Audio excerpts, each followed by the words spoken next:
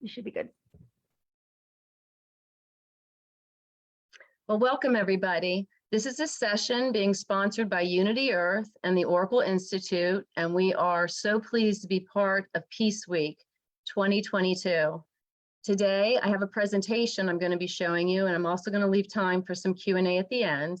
The presentation is on religious freedom and the law of gender, and I'll translate that right now by saying we're going to be talking about women's rights and how our vision, our view of the Godhead impacts our everyday experience. And it also is going to explain what's happening on Earth right now. So I'm going to share screen.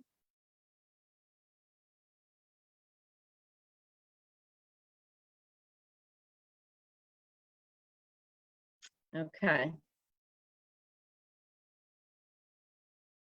I want to start with my most favorite metaphysical book of all time, and I've been a student for quite a while. It is called the Kybalion, and it is alleged to be the remnant teachings of Hermes, also known as Thoth in the Egyptian tradition.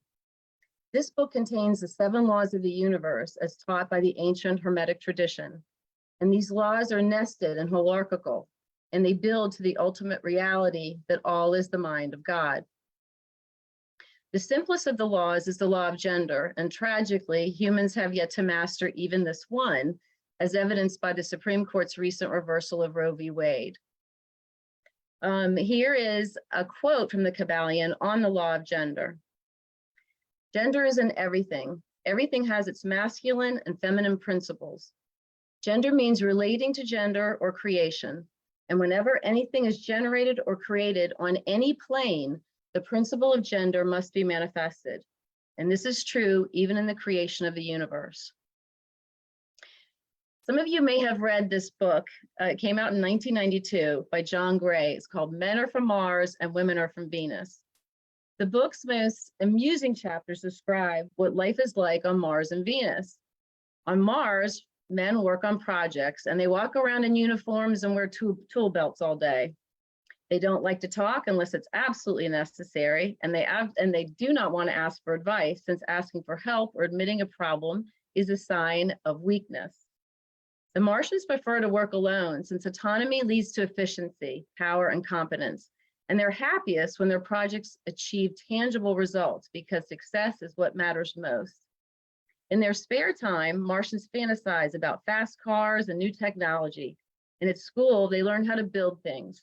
When they grow up, they design new gadgets just to prove to themselves they can. And when they're upset, they go to their man cave to be alone and problem solve as quickly as possible. In short, Martians are logical, autonomous, and competitive. On planet Venus, the women like to talk and help each other with chores. They wear beautiful clothes and they compliment each other on their appearance. They show their love and respect for each other by listening, and they spend a lot of time discussing their feelings and hopes for the future. Venusians readily offer advice to each other, and suggestions are willingly accepted, since listening and empathizing are considered acts of love and compassion. They prefer to work in groups, and they're happiest when they share information, reach consensus, and nurture each other. In their spare time, the Venusians dissect their dreams and fantasize about how to manifest a better world. And when they're upset, they seek out their closest friend, and they talk for hours to problem solve. In sum, the Venusians are intuitive, spiritual, generous, and compassionate.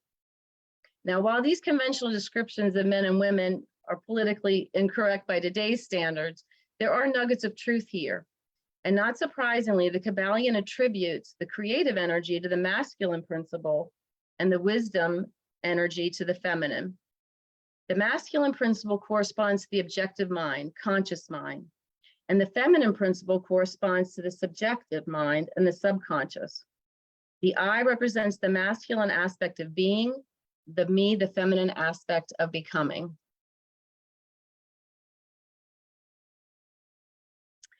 Oracle Press is soon going to be releasing the final installment of the Oracle Foundational Trilogy. It's called The Light and the New Human.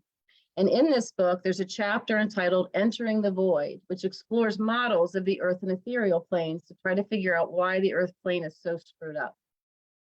So one of the theories explored is the lingering lizard brain.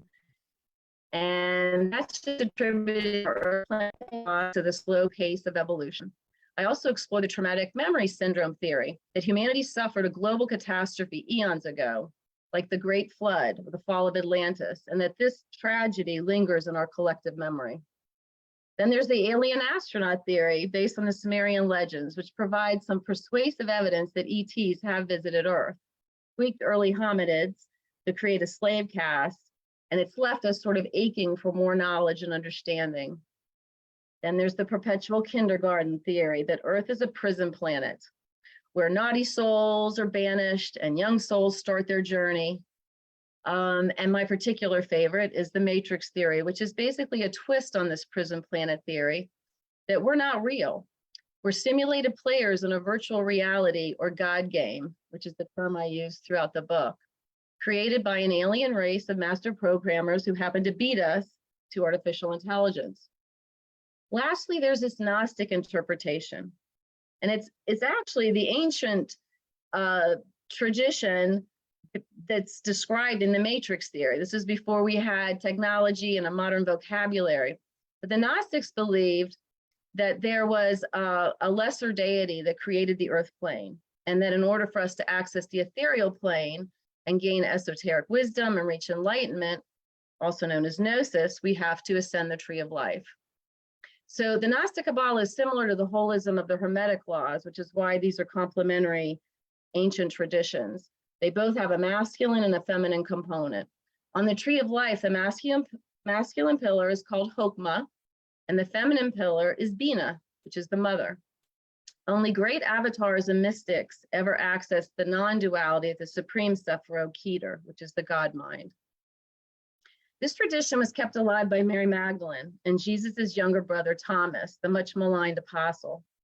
Legends recite that Mary Magdalene set sail after the crucifixion, probably escorted by Joseph of Arimathea, and that she landed in the south of France, where she gave birth to a daughter named Sarah, which is princess in Hebrew. Thereafter, both mother and daughter were known as Black Madonnas. So under this tradition, to reach cosmic consciousness, humans ascend the tree of life. You start at Malkut, which is the lowest Sephiroth, it's the earth plane, and it's also the realm of Mary Magdalene. And above the earth plane is Yesod, which is the astral realm. This is also where a lot of the New Age channeling is taking place. But you have to bust through Yesod to actually start your journey in earnest.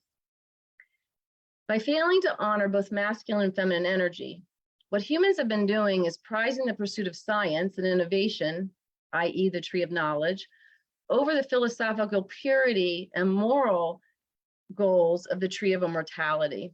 The net result is that we've tolerated ethical inconsistencies and spiritual disorientation. In the past, Gnostics believed that Mary Magdalene would reincarnate as a single woman. They actually view her as the second coming. But today it is more typical for Gnostics to view Mary as the source of divine feminine energy that anyone can access. Lastly, here's a quote from Tal Malachi. He is the Gnostic Bishop of North America and one of my former teachers. These two pillars represent the eternal play of opposites and dynamic interaction. Evil is imbalanced force, out of place or out of harmony. Severity is in imbalance is cruelty and oppression. And mercy and imbalance is weakness that allows and facilitates great evil. True compassion is a dynamic balance of severity and mercy. Again, we see that it's the divine feminine that's going to hold the key to winning what I call in the book, this round of the God game. So let us now look at the spiritual paradigms mankind has passed through to date, because this is going to help us really anchor what the law of gender is about. During the first spiritual paradigm, this was a time of unity that predates separation. So depending on your belief system, you can attribute a duality commencing with the Big Bang, Lucifer's rebellion, Adam and Eve's fall. These are all sorts of theories, but I subscribe primarily to it's just the slow pace of evolution, coupled with our tedious ascent of the spectrum of consciousness. But regardless of the reason, the earth plane became dualistic eons ago. In the second paradigm, early humans worshipped a female deity, though not the more advanced version of the divine feminine we revere today. Also, early cultures were a mix of matriarchal, kinship egalitarian, and patriarchal traditions, such as the Kogi people who visited the visited Oracle campus in 2018. The Kogi worship a female creator called a Luna, but they still operate within a male-dominated pecking order. And that's pretty typical for the second paradigm. In the third paradigm, humans began to infuse the Godhead with the law of gender for the first time, but they did it in a very magical manner. The mythological and anthropomorphic gods and goddesses they created ranged in temperament from our most glorious to our most fearsome human features. The highest gods in these traditions usually were male, such as in the Hindu triumvirate, Brahma the creator, Vishnu the preserver, and Shiva the destroyer. So it would be inaccurate to say that the third paradigm was gender balanced, either with respect to the Godhead or the agrarian practices, the feudal cultural practices that were in play. So it was still a predominantly patriarchal era. In this side, we see the Gnostics version of the female triumvirate, Sophia and her three daughters, Hope, Faith, and Charity. Next came the fourth spiritual paradigm, and this started when a Hebrew tribe rediscovered monotheism and created a singular God named Yahweh, also known as El and Elohim. However, rather than envision the Godhead as a single entity comprised of both masculine and feminine energies, these Abrahamic religions made a grave theological error by primarily worshiping the divine masculine. As a result, the fourth paradigm buried the law of gender for another 2,000 years, and it's the era that I lovingly call Daddy Deism. This epoch has been marked by impressive technological growth, but it has suffered from a woeful lack of feminine energy. This view of the Godhead lacks gender-based equilibrium and plain old equity for that matter, and therefore it violates the first law of the universe.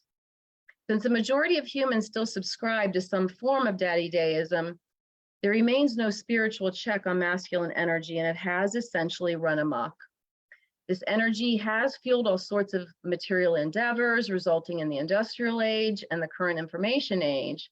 However, without feminine energy, it is not equipped to birth the next stage, which we at Oracle view as an era of interconnectedness and holism.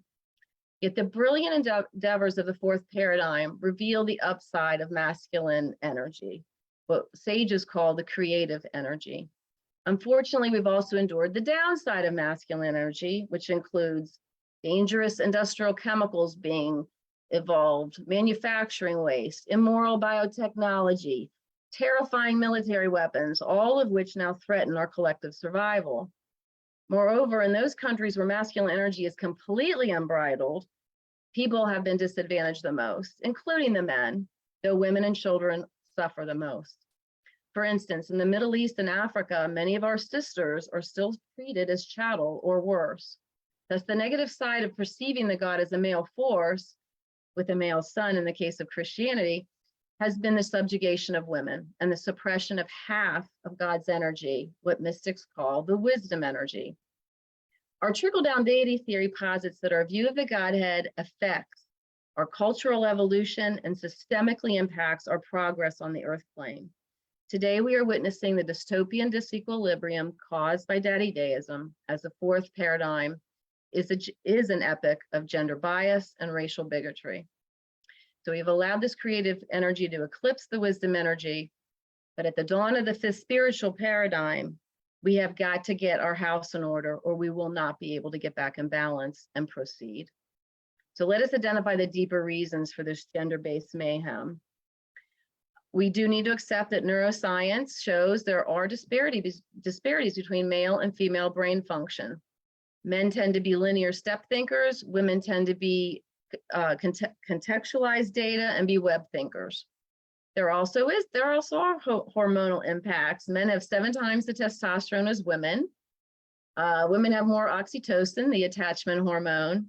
So there are differences also with dopamine and serotonin. However, these biological differences, though real, gradually have been mitigated as humans have ascended the spectrum of consciousness. So what's really in play, again, is religion. That is our main block. Islam is a prime example. More than 100 million girls in Islamic countries have had their genitals mutilated. Women get acid thrown in their face. Islamic countries were the last to abolish slavery as recently as 1962 in Saudi Arabia. And then there's the dogma of God the Father and the Son with the Catholic Church and the All Boys Club at the Vatican. Rogue men that did rebel against the Catholic Church, but not the core patriarchy. All Christian sects were spawned by men: Martin Luther, John Calvin, Thomas Cromwell, and John Smith. Every single one of them was started yet again by a man. So all these Christian offshoots have doubled down on daddy deism. And in the United States, Christian fundamentalism comprises about 25% of our nation. And these guys voted for Trump. What I want to talk about next is the waves of feminism, because we've been seeing for the last couple hundred years what I call in the book the Great Cuss, which means the emergence of the sacred feminine finally again. So the first wave I date from 1850 to 1940, and this is the era that produced Sojourner Truth, a second generation slave who proclaimed very loudly at the Ohio Women's Convention in 1851, "Ain't I a woman?" The Mother's Day Proclamation came next, and this was a plea after the Civil War by Julia Ward Howe, who also wrote the Battle Hymn of the Republic. She wanted to start an International Congress of Women, and unfortunately, this great plea turned into our Mother's Day of today, which is basically a Hallmark card event. Here's just a piece of the Mother's Day Proclamation. "Arise, all women who have hearts, whether your baptism be that of water or of tears, say firmly, we will not have great questions decided by irrelevant agencies. Our husbands shall not come to us reeking with carnage for caresses and applause. Our sons shall not be taken from us to unlearn all that we have been able to teach them of charity, mercy, and patience. We women of one country will be too tender of those of another to allow our sons to be trained to injure theirs.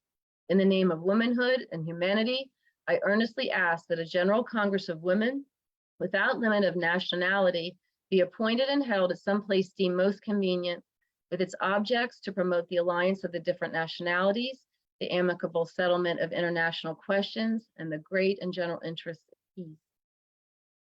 Women then attain the right to vote during this first wave. Please let it sink in and wash over you that we have only been voting for 100 years.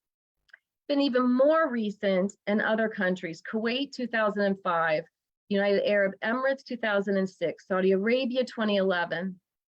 Even more shocking is that women are prevented from voting, maybe not legally, but definitely culturally.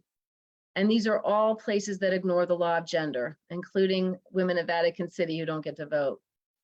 One of the big things that happened during this first wave was that the American Birth Control League was founded, and it changed its name to Planned Parenthood in 1942, just in time to launch the second wave. In the second wave, we get Betty Friedan's incredible bestseller, If you haven't read it. It tackled this myth of the happy homemaker, and it just went beyond viral. But earlier, there was another big lesson on the law of gender, and it was a book written by this very famous philosopher, Simone de Beauvoir. And in this classic work called The Second Sex, she wrote, "When we abolish the slavery of half of humanity, together with the whole system of hypocrisy that it implies, then the division of humanity will reveal its genuine significance, and the human couple will find its true form. The truth is that man and wife together undergo the oppression of an institution they did not create. If it is asserted that men oppress women, the husband is indignant. But the fact is that it is the masculine code, the society developed by the males in their interest, that has established women's situation in a form that is at present a source of torment for both sexes. We will pose the problem of feminine destiny quite differently. We will situate woman in a world of values, and we will lend her behavior a dimension of freedom.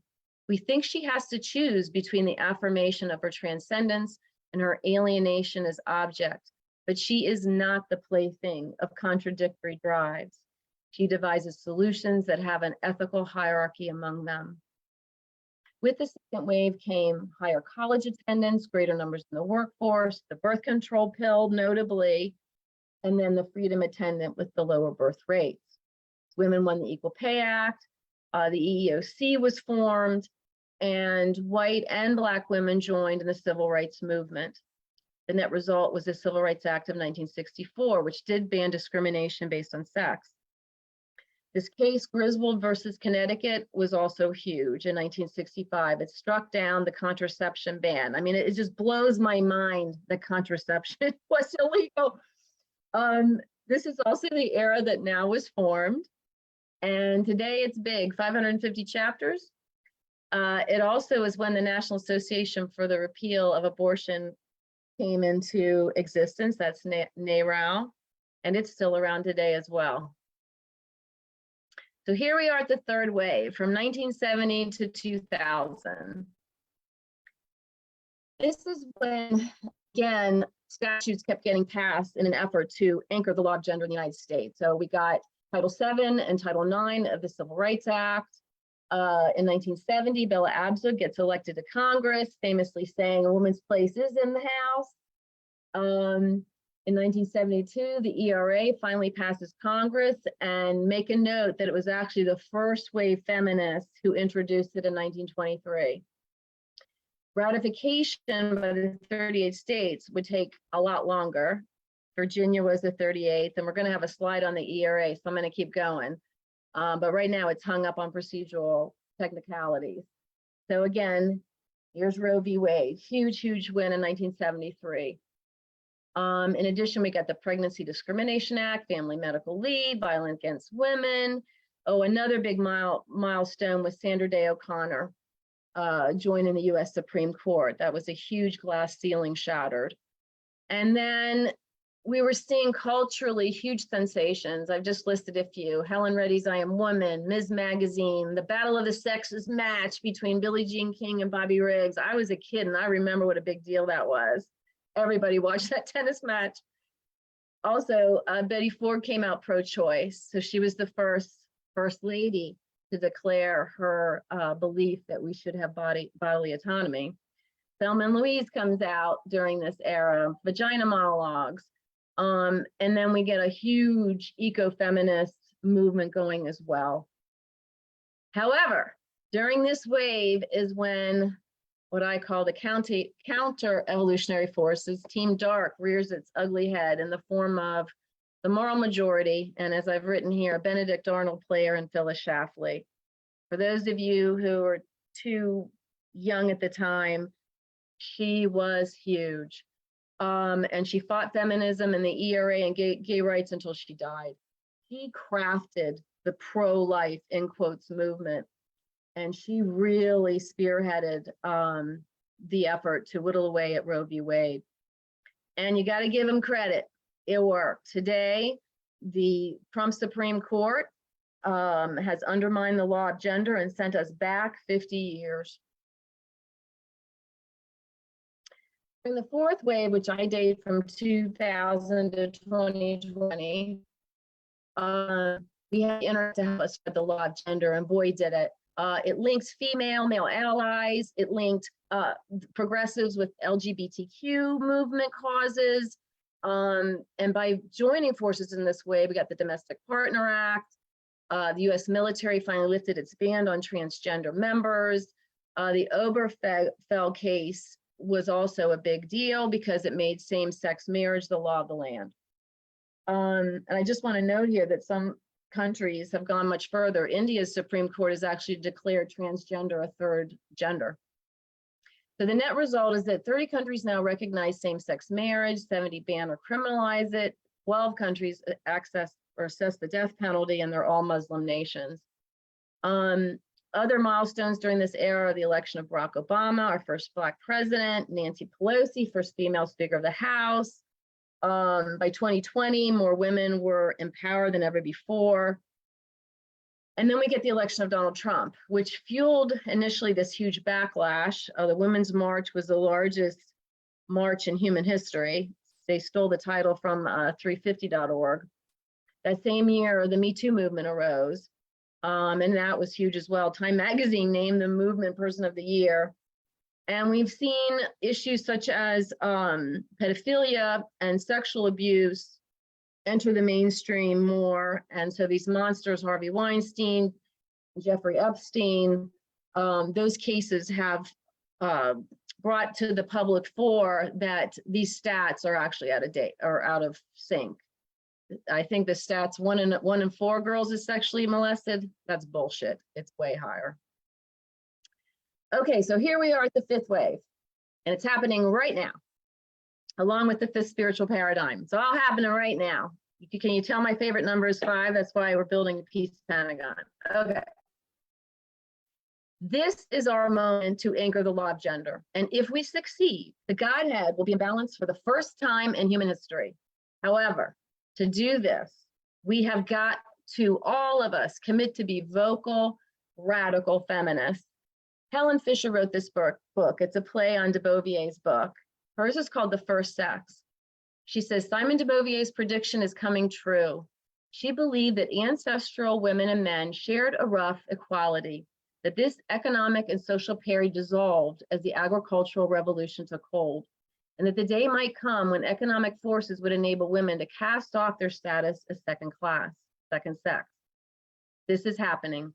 Women in today's industrial societies are reclaiming the economic power and social influence that ancestral women enjoyed 1 million years ago. In some important sectors of the economy, women are becoming the first sex. As we head into an epoch that will pose problems more complex and possibly more dangerous than any that humanity has yet experienced, we need the strength of both sexes. Success will depend on both sexes working as a team, and women will be prominent players. So today, the law of gender is definitely penetrating mainstream consciousness, despite the reversal. We've got all these LGBTQ victories. We also are experiencing an era of gender fluidity, the non-binary gender, approach that people are now playing with. These are all clear indications that the law of gender is entering our collective body, mind, and spirit. Likewise, women are gaining financial and political power. They dominate the nonprofit sector already, and more running the big companies. Currently, 29 countries have women as head of state. And soon, hopefully, someone will pick up the ball fumbled by Hillary, and we will have our first female president. So I wanted to talk to you about the Equal Rights Amendment. This is what's going on. All right, so it gets approved by the House in 71, approved by the Senate in 72, and then it gets ratified by 35 states by 77. What happened in 1979 is states start rescinding, but there's case law that says once a yes, always a yes. So this actually should not be an impediment. The bigger problem is, for some ungodly reason, they put a 7-year ratification deadline in the preamble to the ERA itself. And that's what's really causing problems.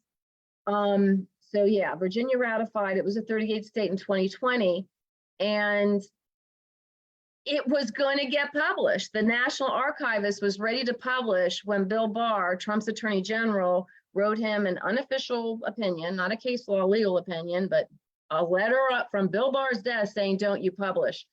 This is where we stand today. If Merrick Garland wrote the National Archivist and just said, I disagree with Bill Barr, go ahead and publish, we would have the Equal Rights Amendment in the United States. And that's really a big deal, because these non-discrimination laws based on sex do not have the same punch.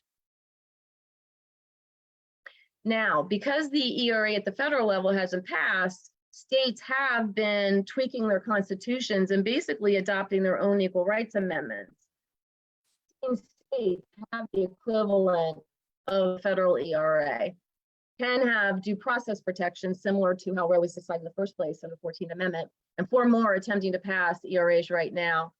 In those states that have full equal rights amendments for women, the courts have interpreted the language to mandate an absolutist approach. So it's, if someone tries to discriminate on the basis of sex, a very strict scrutiny test is applied.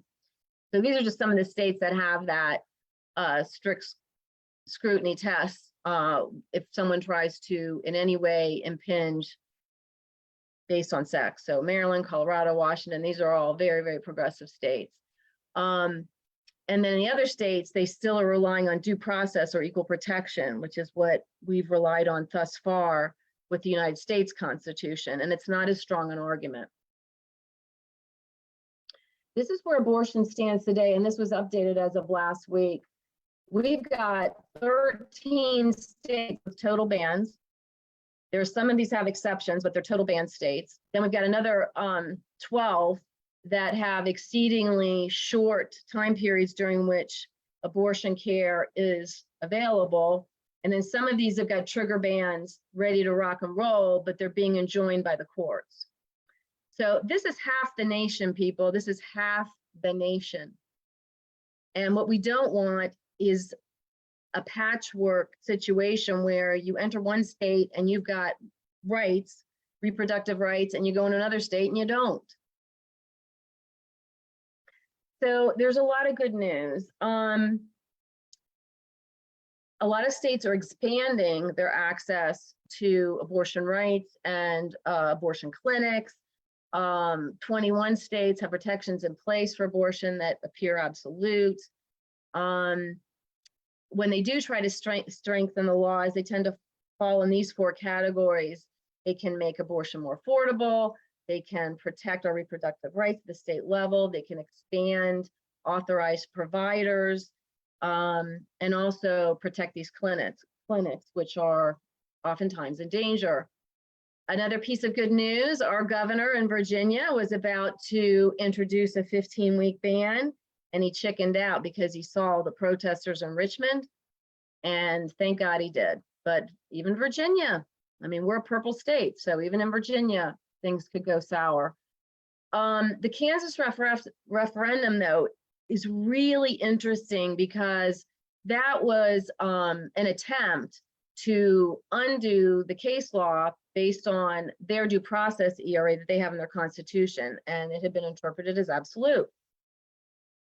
Well, not only did it not pass, more people voted than ever before during a referendum. It wasn't a midterm, it was the preliminary voting. So women are coming out in force, and probably not just women, because men are going to be impacted by this too, hugely. Now, I don't have time to go into the spectrum of consciousness. I am flashing this slide merely to let you know that abortions are viewed differently at every meme. So this is a meme that is the problem meme. It is this stage 4 orange fundamentalist meme. And when you look at the percentages, you can see these are the people who are voting for Trump. It's about 25% of our country. And I do another presentation on this, and I cover this in a whole chapter in the book, The Spectrum of Consciousness and the Light and the New Human. So I really encourage people to study this model. It helps you to talk to people on all sides of the aisle, because just viewing the political spectrum as 2 aisles is way too simplistic. Every marketing person takes spiral dynamics. My joke has been that Dick Cheney had a spiral dynamics expert with him in the White House. This is Maslow on steroids. This is what's used by marketing people and all sorts of businesses to understand the target audience they're dealing with, and sometimes to trick people, not just motivate them, but trick them, because some of these stages are more susceptible to fake news than others. The good news is this, the tipping point, let me go back for a second. The tipping point technically is here, and I don't have time to go into why green new humans aren't technically considered second tier, because these people do have a firm belief in pluralism, egalitarianism. These are really humans who have come a long way, dropping ethnocentric garbage and ego garbage. And if you want to know why the tipping point's not here, read my book. But anyway, it's just not, according to the model. All right, so I, though, in my book, do give this level 6 green meme. It is world-centric. I do give them credit for being new humans. Why? Because they view the world in a beautiful way. They're inclusive. They understand where the arrow of evolution is heading. They're not afraid of the future, like some of these memes down here. So when you get to this stage, it's pretty, this is the cutting edge of evolution. I mean, I write in the book, 10,000 years ago, a human was a human was a human, but not so. The spectrum of consciousness is so vast that, I say this in the book too, we've got barbarians walking around the planet with Buddhas. I mean, that is the reality on the ground. We've got everything from barbarians to Buddha and in between. So again, I would encourage you to get the book and also learn more about this model and map yourself. Find out where you are on the spectrum of consciousness and where your friends are, and you'll understand where our nation is as well. So this is a slide that kind of goes into why the abortion message can fall on deaf ears in some cases, and can get people really revved up. And we've taken training here at the Oracle Institute on how best to approach talking about abortion rights and reproductive freedom. And let me just go through this. So at stage 3, this is still an egocentric self. This is a person who is very self-centered and typically impulsive. These are people who believe that might makes right. They believe in relative truth, or their relative truth. They may think that they believe in truth, but their relative truth actually changes based on their personal desire. So they're all actually not that dogmatic on any one issue. For them, because this is a pretty tough crowd, the hanger works. These are people who either remember or this image for them really brings it home. And they're fighters. Never again. We're never going back. No way. The next stage is this ethnocentric self. So this is the fundamentalist meme. They view the world as us versus them. Their moral code tends to be God and country, and God tends to be one of those Abrahamic versions of God. They too have a relative truth base, and for them, it's based on groupthink.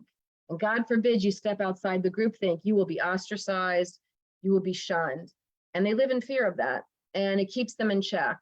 And this awake, not woke, this is one of their new mantras. And there's DeSantis.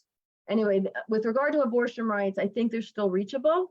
We've got a lot of women pissed off who may not be telling their husbands how they're voting. But again, it's good to know what motivates them. This is where most of Americans are at the stage 5 rational self. And if we want to equate that with what's left of the middle class, which isn't much, this Handmaid's Tale view scares the bejesus out of a lot of women. I actually haven't read the book because I find it too terrifying a prospect. But the focus here is on personal achievement and success. This is the average person who wants to do better and go to school and get educated and set their children up at the next generational level, a little bit ahead of where they left. They do believe in a moral code, survival of the fittest, but it's typically a healthy competition as opposed to a warped competition.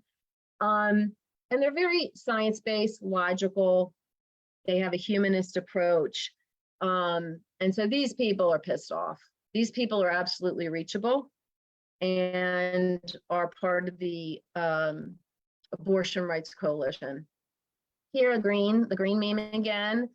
They are world-centric. They're starting to see the big picture. And they do believe in pluralism and egalitarianism. These are the guys, though, where everyone gets a trophy. So we've got competition here and we've got cooperation here. So they tend to get a little overboard.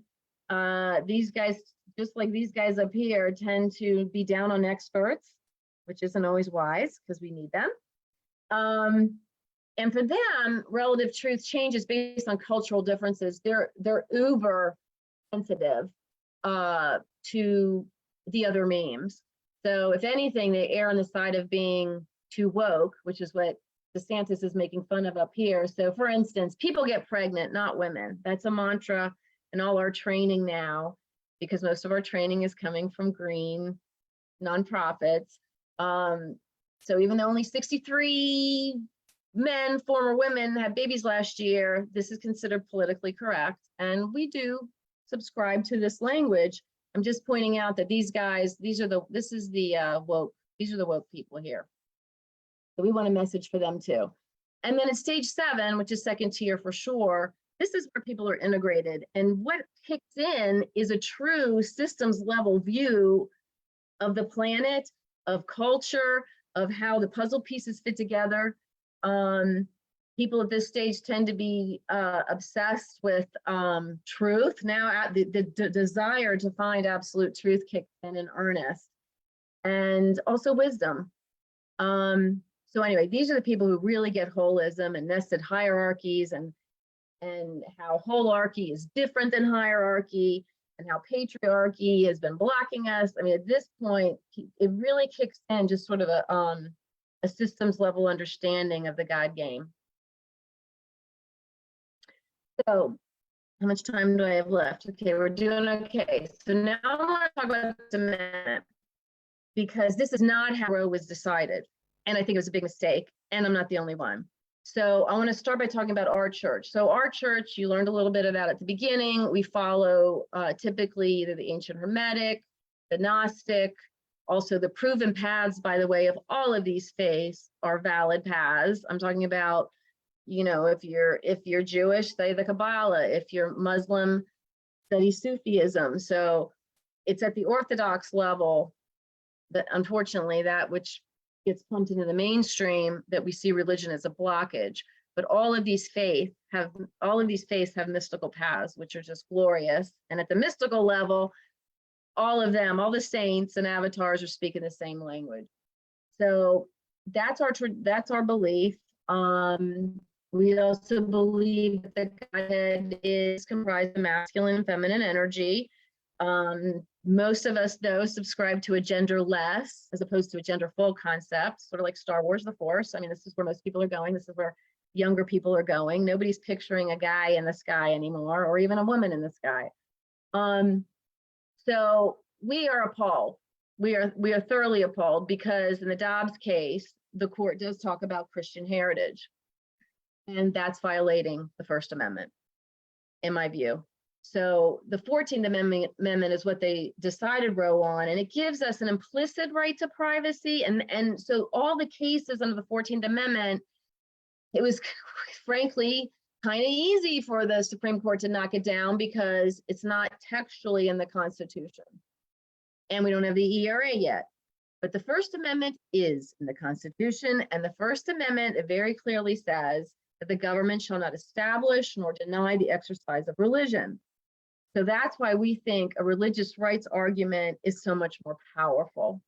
And if you belong to a church that believes in female bodily sovereignty, in a genderful, genderless deity, and even if you're an atheist, by the way, because atheists don't believe a fetus is ever ensouled, because we're not ensouled after we're born either, according to a real atheist. So what's happening is this Jewish congregation has taken the lead, Lador Vador, and we become very good friends with Rabbi Silver, who's leading the way. He's amazing. He's not just a rabbi, he's an attorney too. And he never stopped practicing law, unlike me, so he's not rusty.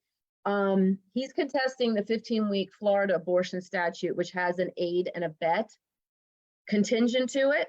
So he's taking the position that he is standing in the courts, because he's saying, hey, if I've got one of my congregants in front of me and we are, discussing whether or not she wants to, feels it's important, feels she needs to have an abortion, I am prevented from counseling her, because I could be deemed an aider and abetter. And there are penalties in Florida, just like the Texas statute. So he's outstanding. And he was the first to file, and we are in complete solidarity with him. And there are also cases now pending in Ohio, Texas, Indiana, and Missouri, all using this First Amendment theory. We have started an abortion fund. And we are connecting with the Abortion Network Virginia. In fact, we had a call earlier today with the Blue Ridge Abortion Fund. We also intend to make our campus here an abortion sanctuary. We intend to follow the lead of those churches which provided immigrant sanctuary and do the same thing with our campus. Also, because of our location, because we're, we were talking today on this call, we could end up being the furthest south progressive nonprofit / church on the East Coast. If North Carolina goes, we're it. And we're rallying for the moment. The Oracle staff and our volunteers, we're going to do this. We're going to rally. So we need your help. We're not the furthest south yet. North Carolina still has abortion rights, but we are situated where we can get to West Virginia, Kentucky, Tennessee, and North Carolina like in an hour. Well, North Carolina, I can get to North Carolina in like 15 minutes, and vice versa. So we want to be of assistance, and to be of assistance to women from abortion banned states, we need your assistance. So please donate to our abortion fund. The donations are tax deductible, by the way. Another fun thing is you can get one of our t-shirts. I'm wearing one right now. I don't know if you guys can see it. Women of Faith and Fury. And we're setting our the piece kind of gone up as a "Don't Tread on Me," and that would be a stage 3, sort of using their meme, a "Don't Tread on Me" sanctuary space. If you're a minister at a progressive church or a big church, or if you're who's just simply had enough, please contact me. We are trying to get networked in Virginia for the day when we may need to file a lawsuit. Our goals are to file, by the way, a federal lawsuit. What's happening right now is churches are filing just under their state, I shouldn't say just, they're filing under their state constitutions, they're filing under their state religious freedom acts.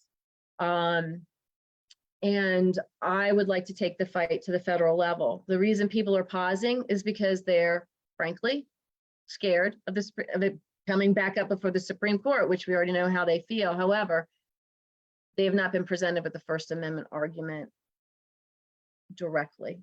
And so I feel we need to do this. Plus, we don't want a patchwork legal system in the United States for women. I mean, people afraid to travel if they're pregnant, people afraid to, just live their lives. And as a fun footnote, our charity's formal mission statement is Thomas Jefferson's Act for Religious Freedom, which is still on the books in Virginia. And we've sued on our mission statement before. So we want to be part of this coalition that is starting to form. So please reach out if this is of interest to you, or if you are in Virginia and want to be part of this coalition, which actually, though, is a national one. We're also working with the rabbi in Florida. You can join our Women of Faith and Fury coalition. It's at our website. And we're trying to just get as many people on the game board as possible. There's strength in numbers. And where we are, we're kind of lone soldiers right here. So especially if you're close, please reach out. We're the Women's March local rep. We're the local rep for United Religions Initiative and a whole other host of progressive causes.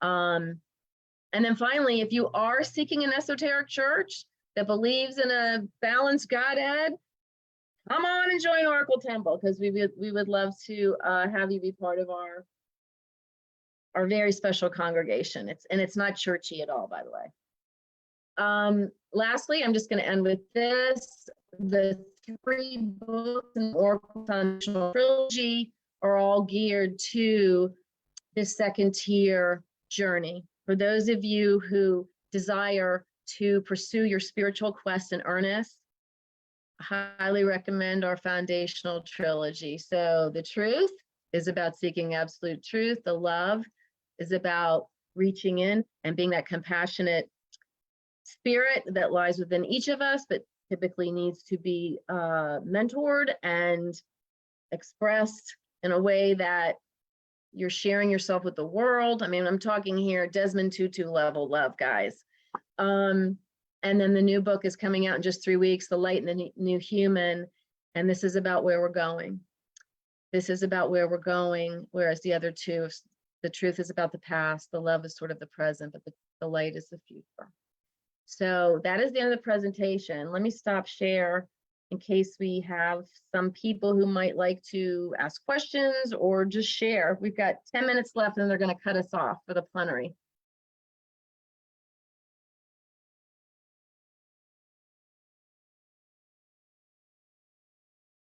Anyone? Anyone would like to share? Janet Wood, do you need to be unmuted by us, Janet?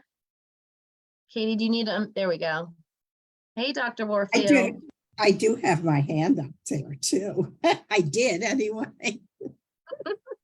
I'm sorry. Zoom Pro. Just speaking as another former attorney, are you still licensed in the state of, as an attorney?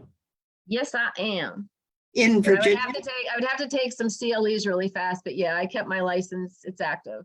Okay.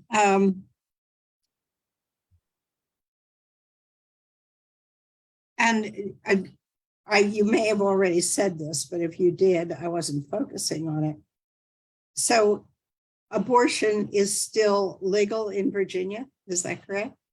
Yes, basically nothing has changed here. We have abortion statutes and they tracked Roe.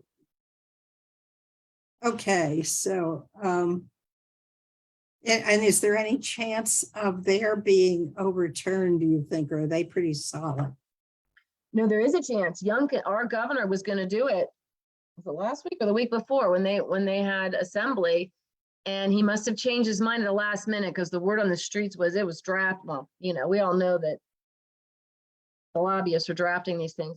But anyway, he did not enter it. So right now nothing's changed, but you know, we can't sit on our rights. We just saw what happened when women have sat on their rights for the last 50 years.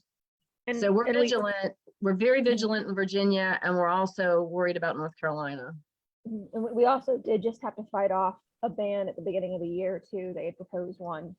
So if we lose the midterms and things shift, I mean, it could happen. Yeah. We are not going to lose the midterms. Yeah, voting. Just make that commitment. Because yes, you're right, everything will shift if the Republicans take control of the government again. Yeah, we're hanging by a thread. I mean, unfortunately, I read that we need to produce typically 10% more voters because of all the gerrymandering, you know, the unethical stuff that's going on behind the scenes. And now with the attorneys general being given rights to basically play referee in close votes in some of these Republican states, I mean, the level of shenanigans is going to go up astronomically. It's really bad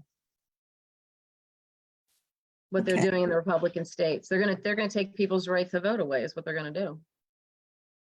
Or more. Yeah. Okay, I'm complete. Thank you. Anybody else want to share or ask a question?